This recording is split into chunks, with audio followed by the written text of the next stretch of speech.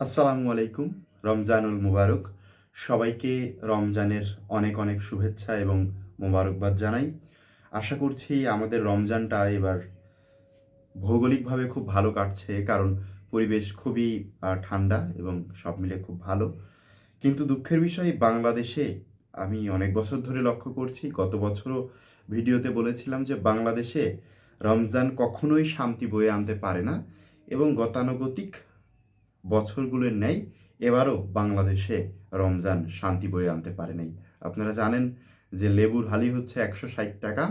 ইতিমধ্যেই অনেকগুলো ধর্ষণের খবর আমরা পেয়েছি এবং ধর্ষণ চলছে, চাঁদাবাজি চলছে, সব মিলে দ্রব্যগতি তো ঊর্ধ্বগতি আছেই।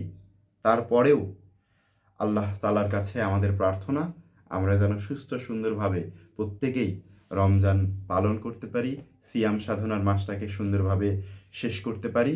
আল্লাহ তাআলা যেন আমাদেরকে সেই তৌফিক দান করেন। আমিন। আসসালামু আলাইকুম।